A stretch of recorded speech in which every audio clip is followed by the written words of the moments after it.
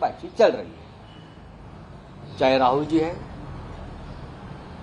सोनिया जी है, खरगे साहब है, वेणुगोपाल जी और ये जो बड़े नेता है, जो डिसीजन मेकर है, उनके साथ उद्धव ठाकरे जी का हमारा डायलॉग बहुत ही अच्छी तरह से चल रहा है। तो हम कितने लड़ेंगे, आप कितने लड़ेंगे, ये बात दिल्ली में होगी। यहाँ कोई गांव के गली के जो लोग हैं वो अगर बोलेंगे राष्ट्रीय स्तर की बात तो कौन सुनेगा। हमने कहा है कि हम हमेशा महाराष्ट्र में 23 सीटें लड़ते आए हैं, 23 जगह पर लोकसभा में, एक दादरा नगर हवेली, वो हमारी सीटें कायम रहेगी, इतना ही कहा ना। और जब हम पहली बार बैठे थे या दूसरी बार बैठे तो हमने ये तय किया था कि जीते हुए जो सीटें हैं, जो सीट हम जीत, एनसीपी हो चाहे हम हैं, उसके ऊपर बाद में बात करेंगे,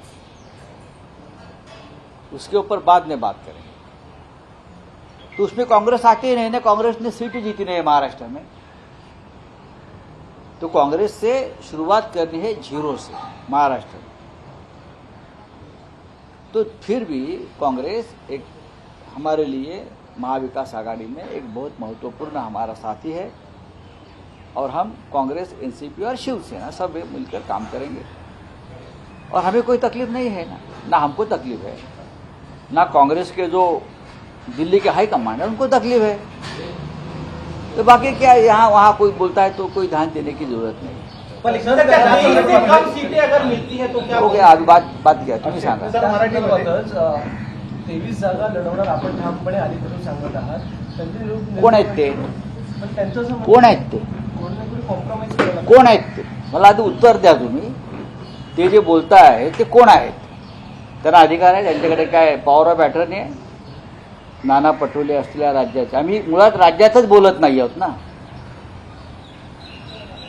आमची जी चर्चा सुरू आहे काँग्रेस बरोबर, बघा, राष्ट्रवादी काँग्रेस पक्षाचे अध्यक्ष मुंबईत असतात शरद पवार साहेब,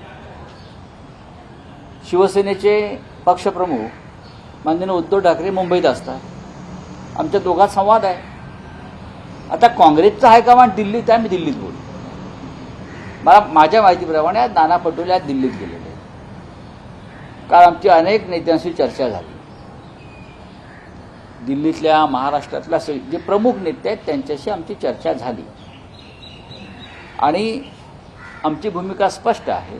आणि ही काय आजच बोलतो असं नाही ना, की आज बोलतोय का, की आम्ही 23 जागांवर लढलो होतो, आम्ही 18 जागा जिंकल्या होत्या। संभाजीनगरची जागा फार थोड्या फरकाने आम्ही हरलो, म्हणजे 19, बरोबर। शिरूरची जागा आम्ही लढलो, तिथे आता राष्ट्रवादी काँग्रेस पक्षाचे खासदार आहेत। जिंकलेल्या जागांवर बोलायचं नाही, चर्चा करायची नाही, हे धोरण ठरलं आहे। जिंकलेल्या, आता काँग्रेसने जागा जिंकलेल्या नव्हत्या महाराष्ट्रात, पण जिथे काँग्रेसची ताकद आहे, जिथे काँग्रेस जिंकू शकते, जिथे काँग्रेसची आम्हाला मदत होऊ शकते, तिथे काँग्रेस राहणारच।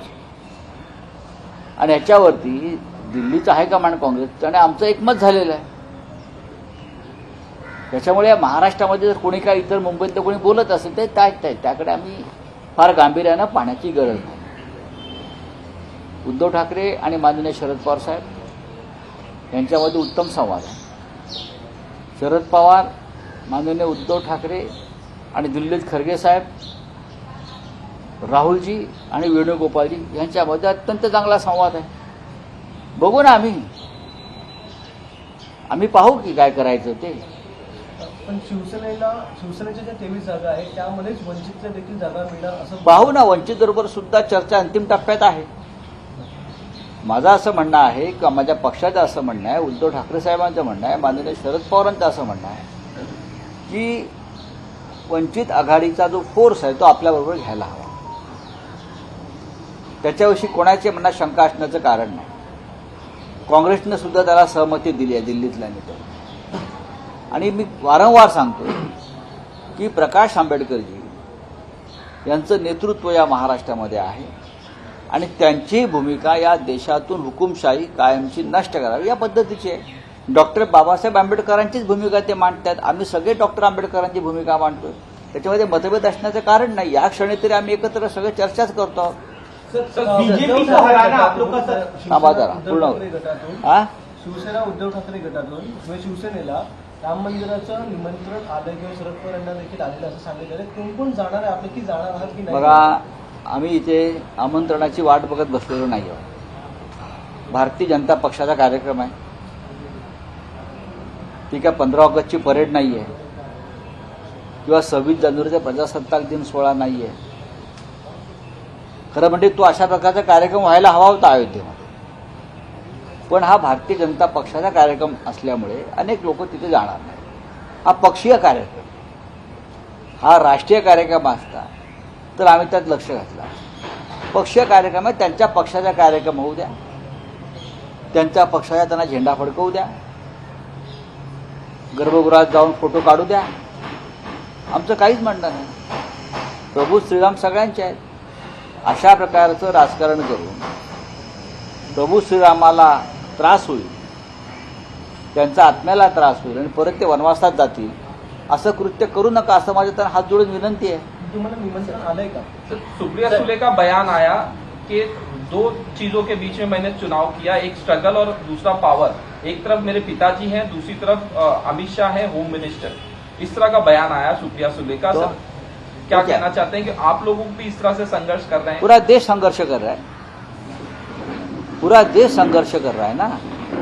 इसे सुप्रिया जी ने कहा, ये बात सही है. पश्चिम बंगाल में आप देखिए, आप तेलंगाना में देखिए, आप कर्नाटक में देखिए, आप महाराष्ट्र में देखिए, हम सब लोग जो स्ट्रगल कर रहे हैं ना, पावर, मनी पावर, सत्ता, एजेंसी, लेकिन हम ये स्ट्रगल करते रहेंगे और 2024 में हम परिवर्तन करके दिखाएंगे. ममता बनर्जी ने कहा है पूरे देश में इंडिया गठबंधन लड़ाई लड़ेगी, लेकिन बंगाल में हम टीएमसी नेतृत्व करेंगे. क्या उसी तरह महाराष्ट्र में शिवसेना नेतृत्व करेगी इस लड़ाई का? एक बात ऐसी है, आपका प्रश्न मुझे समझ में आया है. ममता बनर्जी पश्चिम बंगाल में सबसे बड़ी पार्टी है, सत्ता पे है, और सबसे बड़ा नेतृत्व पश्चिम बंगाल में ममता जी का है. तो वहां का जो अलायंस होगा इंडिया का, वो ममता जी के साथ बैठकर उनके साथ उनकी भूमिका समझकर करना पड़ेगा. महाराष्ट्र में शिवसेना बड़ी पार्टी है. देखिए, ये लोग बोलते हैं पार्टी टूट गई. आप कौन तय करेगा हमारी पार्टी टूट गई? मैंने कल कहा आपकी पार्टी नहीं टूटी थी ना, राजस्थान, मध्य प्रदेश, छत्तीसगढ़ में, फिर भी कांग्रेस हार गई ना. पार्टी टूटने का, एक साथ रहने का कोई मतलब नहीं. पार्टी जमीन पर होती है, पार्टी जमीन पर होती है, पार्टी कार्यकर्ता जमीन पर होते हैं, वो हमारे साथ है और रहेंगे. तो ये कोई अगर हमें देता है ज्ञान आपकी पार्टी टूटी है, तो ये गलत है. आपकी पार्टी बिना टूटे हुए भी हार गई. ये अगर मैं जवाब दूं उनको तो क्या करोगे? हमारी पार्टी टूटी थी, फिर भी हमने अंधेरी की एक बाई इलेक्शन जीत लिया ना, जोर से. हमारे पार्टी के मदद से हम पुणे की कस्बा की सीट जीत गए ना. तो ये महाविकास आघाड़ी का गठबंधन एक मजबूत जोड़ है. हमको एक साथ रहना है और हम एक साथ रहेंगे. सर, अयोध्या मुख्यमंत्री राहुल गांधी का बयान आया, राहुल गांधी प्रधानमंत्री बने, इस तरह की इच्छा जो है कर्नाटक के मुख्यमंत्री सिद्धरामैया ने व्यक्त की है. आप क्या सोचते हैं? देखिए, कर्नाटक के मुख्यमंत्री ने अगर वो इच्छा व्यक्त की है तो उसमें गलत क्या है? राहुल गांधी लोकप्रिय नेता है.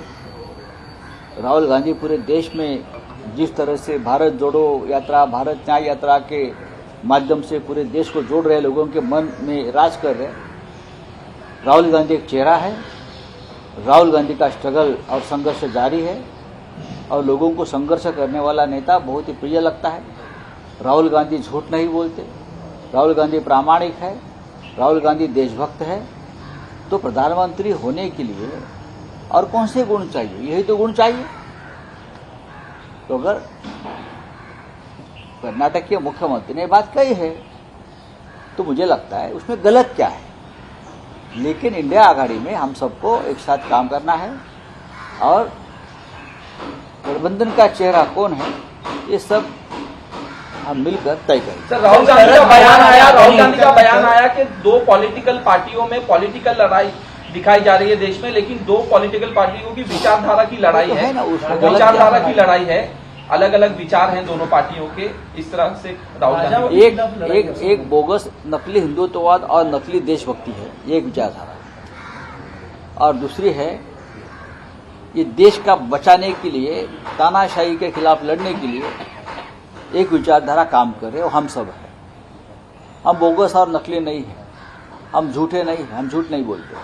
सर जर 16 आमदार अपात्र झाले तर त्या सगळ्या 16 आमदारांना एकनाथ शिंदे यांच्यासह भाजपमध्ये विलीन करण्याची तयारी किंवा रणनीती ही भाजपने आखली अशी माहिती मिळते। बघा, कोणत्या परिस्थितीत त्यांना अपात्र ठरावंच लागेल, बरोबर आहे। त्यांना कमळाबाईच्या पदराखाली जावंच लागेल, त्यांच्याकडे दुसरा पर्याय नाही। हे शिवसेना वगैरे आमची सगळं झूठ आहे, त्यांचं ही नौटंकी आहे। या नौटंकीची स्क्रिप्ट दिल्लीतून भारतीय जनता पक्षाच्या नेत्यांनी लिहिलेली आहे, पण हा सिनेमा आता पडेल। जानेवारीच्या पहिल्या आठवड्यापर्यंत हा सिनेमा पूर्णपणे कोसळेल, तेव्हा त्यांना तुम्ही म्हणताय, आमची तीच भूमिका आहे की त्यांना कमळामध्येच विलीन व्हावं लागेल आणि कमळावरचे भुंगे म्हणून त्यांना भूंभू करत फिरावं लागेल कमळाभोवती। स्वाभिमान वगैरे सगळं त्यांचे शब्द, अभिमान, स्वाभिमान, हिंदुत्व हे झूट आहे। अजित पवारांचा गट असेल किंवा एकनाथ मिंधेंचा गट असेल, त्यांना भारतीय जनता पक्षाशिवाय चरणाशी बसल्याशिवाय दुसरा पर्याय नाही। त्याच्यामुळे ही जर ही बातमी तुमच्याकडून येत असेल तर त्या बातमीत तथ्य आहे, कारण शेवटी घटनेनुसार, घटनेतील 10व्या शेड्यूलनुसार त्यांना स्वतःला विलीन करून घ्यावं लागेल, त्यांचं अस्तित्व संपेल। सर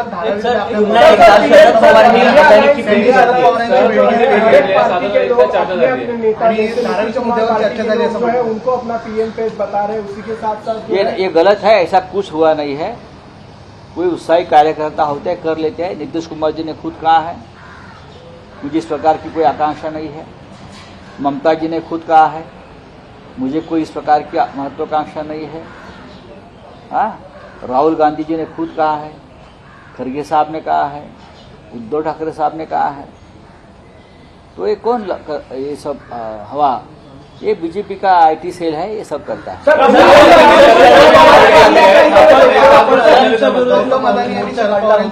जो धारावीचा पुनर्विकास प्रकल्प आहे त्याच्या संदर्भात मोर्चा काढला होता, आझादीला खूप मोठा विरोध दाखवला होता, पण काल पुन्हा एकदा शरद पवार त्यामुळे मतदारांमध्ये संभ्रम निर्माण, एक तास त्याच्यामध्ये त्यांच्यामध्ये चर्चा झाली। तर कसं बघता, शरद पवार एका बाजूला तुमच्या बरोबर देखील आहे, दुसऱ्या बाजूला यात काय संबंध काय, याच्यामध्ये महाविकास आघाडीचा संबंध काय? अडाणी हा काही कळीचा मुद्दा नाहीये। आम्ही धारावीच्या प्रकल्पातल्या ज्या अटी आणि शर्ती आहेत त्याला विरोध आहे आमचा। कोण कोणाला भेटतंय ह्याच्यावरती महाविकास आघाडीचे भविष्य नाहीये। माननीय शरद पवार आणि गौतम अडाणी यांचे फार जुने संबंध आहेत, ते कोणत्याही प्रकारचे असू शकतात, ते सामाजिक असू शकतात, राजकीय असू शकतात, औद्योगिक असू शकतात, विकासाच्या दृष्टीने असू शकतात। त्याच्यात तुम्हाला एवढं चिंता करण्याचं कारण काय? ते काय आज प्रथमच भेटत नाहीत ना, अनेक वर्ष भेटत आहेत। पण आमचा धारावीला जो विरोध आहे त्यांना देण्याला, तो ज्या पद्धतीनं सरकारनं अध्यादेश काढलाय त्याच्यामध्ये संपूर्ण मुंबईची लूट आम्हाला दिसते। त्याच्यामुळे हे आमचं कर्तव्य आहे, मुंबई वाचवणं, महाराष्ट्र वाचवणं। आणि शरद पवार साहेबांना सुद्धा ज्या अटी शर्ती निर्माण केल्या त्या सुद्धा मान्य होणार नाहीत, ते सुद्धा सच्चे महाराष्ट्र भक्त आहेत। चला,